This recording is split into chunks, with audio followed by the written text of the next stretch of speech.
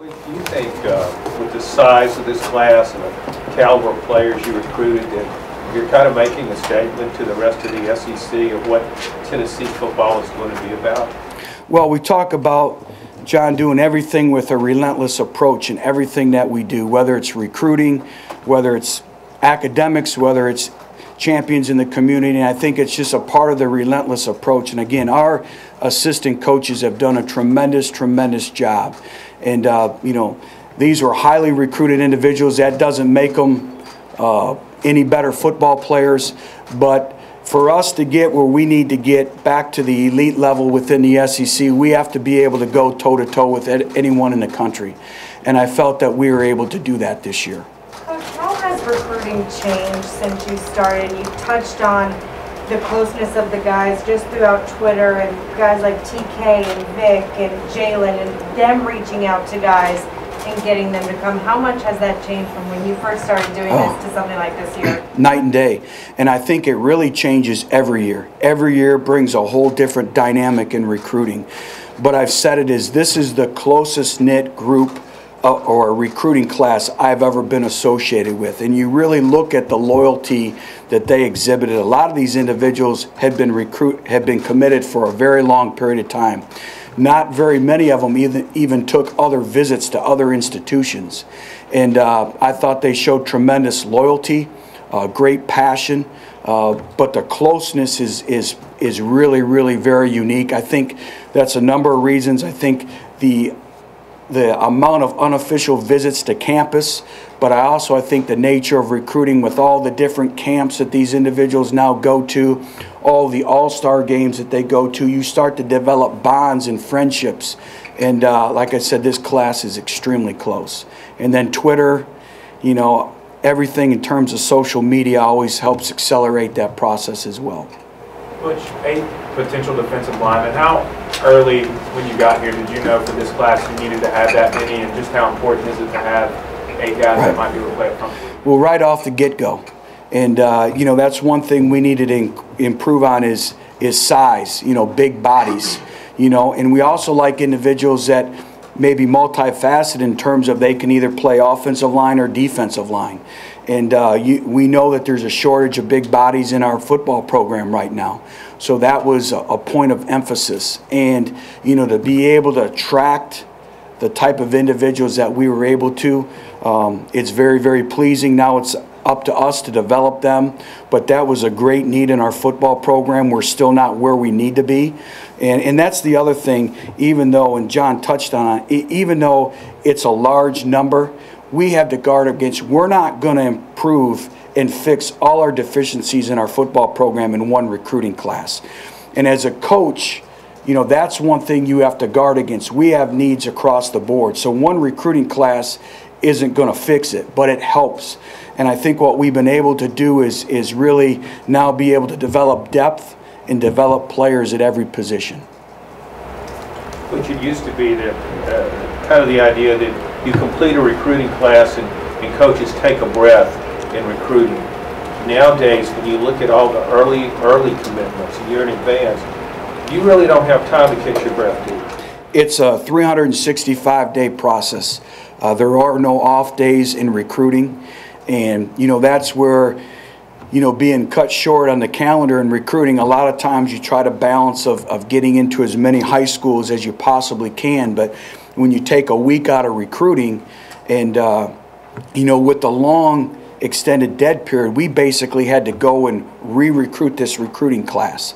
And then we had individuals in different schools coming in and offering all of our committed players. So again, that was very time consuming as well. But you're exactly right. It's nonstop. It's on the 15, it's on the 16, and it's constant and never ending. Coach, now that the class is signed, can you unveil how you made the numbers work? It's very simple. I think it was really made too much out of, but all we were able to do is count numbers backwards, count a couple numbers forward. But we had a plan when we came in here, and I spoke about that recruiting profile. And it helps that when we came here last year, you know, not only for myself, but our entire staff, we had been there and done this. This was our third time of taking over a program. And we weren't going to compromise anything what we believed in the recruiting profile. So we did not use all of our scholarships last year. So we were able to count those backwards because we knew that this is going to be a great, great recruiting year within our state of Tennessee, but also throughout the course of the country. So we were able to do that. When you say count the numbers forward, can you explain that? Well, sometimes, you know, an individual will delay their enrollment for a semester, you know, or, you know, things like that. But again, everything is about today is celebrating everyone coming in. And again, we've made a big deal out of it, and it's really nothing. Everything we do is approved by the SEC, and it's a matter of just where we're at in terms of the numbers. And this was a plan that we've had in place for over a year. But obviously with Jalen, you guys probably feel like you upgraded your running back class. How do you feel about the 3 guys you signed, and how important was it to get Scott late? Well, that was an area of need, and so to bring in 3 individuals, you know, like Jalen, like Trayvon Paulk and Darrell Scott, you know, this is a physical league, and you need to play a number of running backs. And so to be able to bring those 3 individuals to bring competition, but bring depth, you know, amongst that group was obviously critical, and that was the one area that we felt we really needed to improve on. How much concern is there with Jalen and with Trayvon both kind of coming off injuries? Well, you always look to that, you know, and that was the reason why we felt, too, we needed 3 running backs.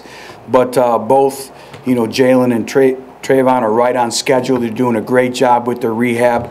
We fully anticipate Jalen, barring any setbacks, to probably be ready for spring football, and Trayvon is doing a great job with his rehabilitation as well. Butch, you talked about the importance of competitiveness among your recruits. Is it sometimes hard to tell this because guys in high school might be so talented, so superior to the competition that they can get by without exerting as much effort as they do? Yes, that, you know, that's one of the things you really try to dig deep, you know, and try to research everything about their competitive nature. And you're exactly right, and that's why some individuals develop differently. You know, we also, within that recruiting profile, also take into account of the level of competition that they are playing. But again, we try to research everything. You know, do they play multi-sports? You know, if they play basketball, we like to go watch them play basketball. You know, if we can't watch a game, we like to watch them, you know, practice. You know, in the spring, if they play baseball or run track, really try to see them in different elements of you know, competition, so we can, you know, try to assess that. And then you try to talk to as many people as possible. You know, I like to talk to opposing coaches. You know, I'll call opposing coaches and I'll ask them about an individual, or, you know, I'll ask different players that played in all-star games against them. So we're always trying to work that element of really trying to find out what that competitive factor is. I know that you probably had high expectations, and your expectations are going to be higher than anyone, but you're selling a school that didn't make a bowl game against schools that were in the top 5 that made BCS bowl games. At what point during the year did you realize we have something special? When guys started to commit, did you realize this is going to be something special this year? Well, right off the bat. You know, again, they're great character individuals. You know, the process started with Vic Wharton. You know, Vic was an individual we had a tremendous relationship with. We had offered him at the other school that we were at. We had him in camp at that other school. He came to a number of games, you know, so we knew everything about him and his family. So, you know, we challenged him to champion this recruiting class. And then, you know, Todd Kelly Jr., you know, TK did a great job.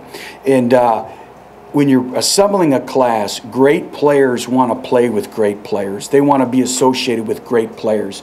You know, for Coach Martinez to walk in and talk to a defensive back and say, hey, every day you're going to go and practice, you're going to go against Von Pearson, you're going to go against Josh Malone, you're going to go against Vic Wharton, that's pretty attractive, because that's going to be able to help their overall development as a football player. So we started to sell also you know, the talent of the class as well. But I knew that it was going to be a special class right from the get-go. And then, you know, when we would lose a game or two, you know, they'd call me and say, hey, Coach, we got your back.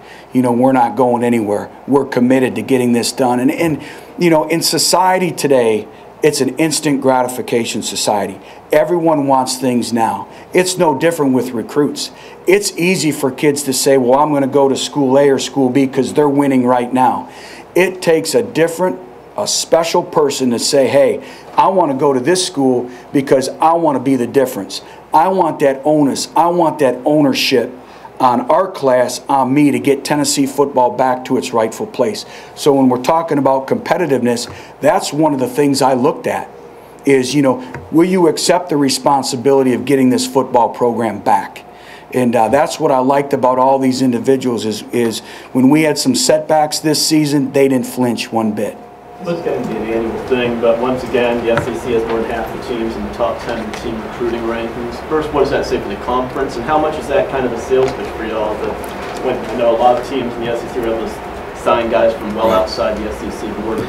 Well, it's the nature of our conference, and again, that's why it's the most competitive conference in the country. And I don't think what people really understand within the SEC, it's the weekly grind. There are no off weeks in our conference, and everything you do, you compete, whether it's on the field, off the field, in recruiting. It's the best of the best. It's the best fan bases. It's the best game day environments, and that's what makes coaching and playing in the SEC special and also very challenging. Butch, why was Nashville so successful for you guys this year? Well, we talked about it, if you remember, December 7th, back at the introductory press conference. We spoke about owning our state. This is the state institution. This is the University of Tennessee, and it's very, very special. And we represent a lot of individuals in this great state. And so, again, we wanted individuals from this state to represent Tennessee. In the mid-state, the Nashville area had a lot of talent, and it was very exciting to be able to go in there and get the players that we coveted out of there. And again, staying true to form. And, we want to build this program with home first and then venture off. Every great program starts with securing its home state, and we have to do that each and every year. And I'm very excited to be able to do that this year. How's the culture in Nashville or the welcoming in Nashville this January compared to last January? Well, it's always been great. But I think probably the greatest thing that summarizes the culture in Nashville is we announced our signing day luncheon on our website, and within 2 hours, the entire luncheon was sold out. And Nashville is a tremendous, tremendous recruiting area for us. It's home to a lot of our passionate fans, and obviously it's very, very important to us. Butch, how much did you wrestle with adding a quarterback in this class, and why did you ultimately decide not to? Yeah, we went back and forth. I think it gets back, first of all, to the recruiting profile of what we were looking for in terms of a quarterback. We would have liked to, but when I looked at the state of our program and where we were at, I feel very comfortable with the quarterbacks that we have in our football program right now, but also we needed big bodies. We needed size and speed, and again, it gets back to, you're not going to correct everything, or you're going to have to sacrifice one position for another. And I thought we have, very good youth at that position that could afford us to put that scholarship at another position and moving forward. But you said a couple times this was really not a lot of drama today. Is this maybe the least drama you've had on the signing day? Well, when I say not a lot of drama, you still, as a coach, you never feel good until that fax machine comes in. And so I was still as nervous as I've ever been, pacing. The last commitment came at midnight, I guess this morning. And so, you're always constantly, we had individuals that were sent scholarship offers by other schools that had never even visited before. And so I think you saw the state of college football today. You had individuals switching on signing day. And I think that's where our coaches did a tremendous job of building that loyalty, building that trust, building that togetherness. And so you never feel good until the fax comes in, but our coaches did a tremendous job of really securing the class. Was this going head-to-head with all these SEC schools for recruits? Was it a different experience for you based on your previous recruiting? No, recruiting is recruiting. It's based off of relationships. The only thing I would probably say is it's probably a little more accelerated. You know, there are no off days. Really, there's no off hours. You know, you're constantly recruiting and monitoring everything. And again, I would say probably just the overall velocity, you know, in terms of the manner in which you're recruiting, and just constant and never ending. How tough is it with the rules within this league, and to have them changing during a cycle, like say December, January, right when you're in the middle of your process on your game plan on number of kids you bring in? That was very challenging, you know, and but you know, we also had a plan in place, so we were able to adjust and adapt and move on. But you know, we had that plan in place for the entire year. So all of a sudden now, when you're in the middle of it and it's January and that changes, you know, you have to be able to adapt and adjust, and we were able to do that. And our compliance office does a tremendous job here. You know, we have a compliance officer right in our football office, so everything we do has to be approved through our compliance office, and they do a great job, and it's a great resource. And so we were able to midstream adjust and adapt and adjust, I guess. But you mentioned the Tennessee Air Force. You made it sound like you've got this endless supply of planes to go around. Exactly how many, do you have an idea of how many planes you do have that are available to you? I really don't, but it sounds like you're looking to donate your plane, so if you have one, we'll... It's parked out back. You know, Scott Altizer does a great job of really doing my travel and a lot of the coaches' travel. But again, I don't know the exact number of it. I can get that for you. But again, these individuals were amazing. And we're talking about being able to make a call and need a plane in 30 minutes. You know, being in Atlanta and being in the middle of the snowstorm, and you're sitting there, so you know, you pull over the side of the road, you're waiting, then you find a mall. And we walk in the mall, and it's 2:30, and the people say we're closing at 3 o'clock. And then they come out, and the security guys, coach, you know, we'll let you stay here. So now we're staying there till 6, and they tell us you have 30 minutes to get to the airport, and the airport is about 10 minutes away. Thank God where we're at, but we get there, and literally the pilots are helping us get our luggage. And I knew there was a little bit of a panic when I said, do I have time to use the bathroom? And the pilot looked at me and said, Coach, can you go on the plane? And so I knew we were able to go, and we were about 2 minutes away from not being able to take off. And I had to be in Florida, and so they have to fly me back to Nashville, get another donor plane, and then fly me to Florida. And I was there for about, I got into the hotel with Zach Azani about 11 o'clock at night, and had to be at a couple schools and then board a plane at about 10 in the morning and get back to Nashville. So it's all moving parts and pieces when you're dealing with Mother Nature and all that, and they've done a great job. You mentioned Nashville being key, that going along with needs along the defensive line. How big of a late add was Michael Sawyers? You know what? A great add to us. And Michael will compete right away at our one technique, and he has great hands and great feet. He has a defensive mindset, which we talk about. So to be able to add an individual of his stature, of his caliber, and also from Nashville and Ensworth was really, really big for us, and kind of got my adrenaline flowing when I got that call at midnight, and didn't go back to sleep since then. But that was a great pickup for our defensive line. Coach, you've talked about wanting to improve team speed. Last one, guys. Can you give some examples of improving your team speed in this time? Well, I think the first real indication, hopefully, that you're going to see in the improvement of our team speed will occur in special teams. You know, that's where I think you'll hopefully see the first improvement, just our overall speed in special teams. But you look at the Berry twins, you know, Evan and Elliott. We had them both in camp, and just like twins, one ran a 4.41 and the other ran a 4.42. You know, so to be able to add them, and then we've already talked, you know, on our offense outside the numbers at the receiver position. You know, you look at our linebackers with Dylan Bates, you know, Gavin Bryant, you know, Chris Weathered.